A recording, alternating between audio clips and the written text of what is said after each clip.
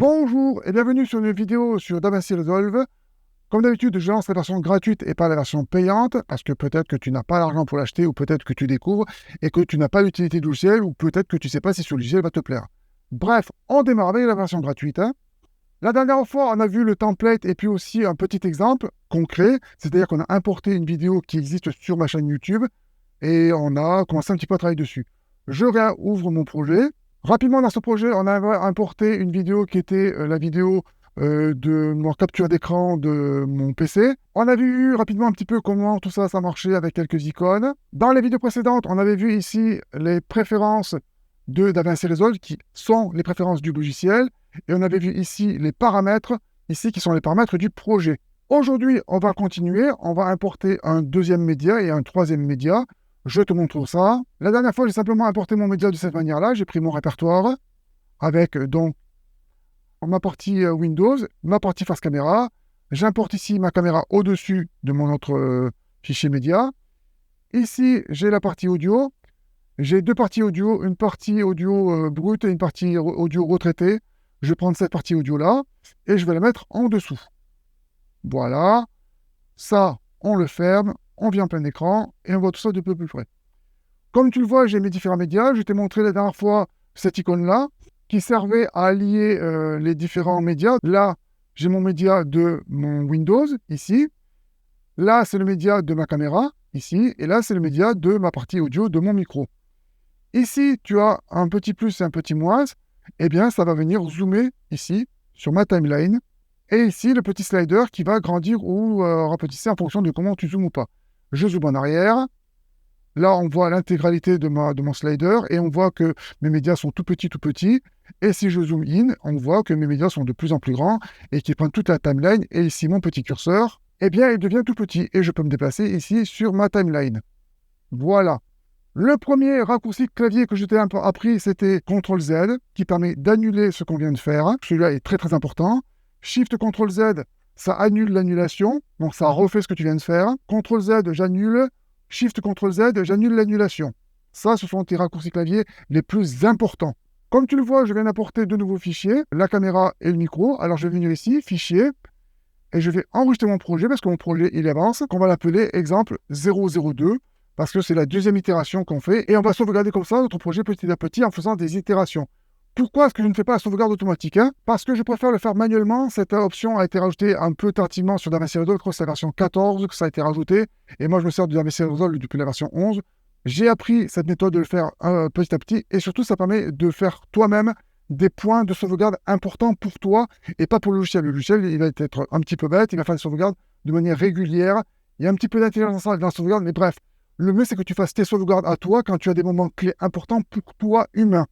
Une chose aussi que je vais te montrer, comme tu le vois, tous les médias ont la même taille. Ici, tu peux venir, comme on l'avait vu la dernière fois avec ça, on peut venir bouger les fenêtres. Et ici, tu peux venir bouger la taille de ton média. Celui-là, celui-là. Et ici, tu peux tous les bouger d'un coup. Voilà, ils sont tous normalisés. Et celui-là, comme ça. Voilà. Ensuite, ce que j'aime faire, moi, c'est que j'aime bien distinguer la partie ici, la partie caméra, de la partie Windows et puis de la partie audio. Alors, ce que je vais faire ici, je vais prendre ma caméra, bouton droit, couleur du plan, et je vais lui donner une couleur.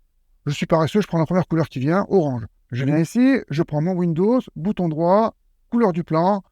Je vais prendre, pour la distinguer, du turquoise. Et ici, je vais prendre ma partie audio, bouton droit, couleur du plan, et je vais lui mettre du violet. Comme ça, on peut bien distinguer le Windows du face caméra de la partie audio.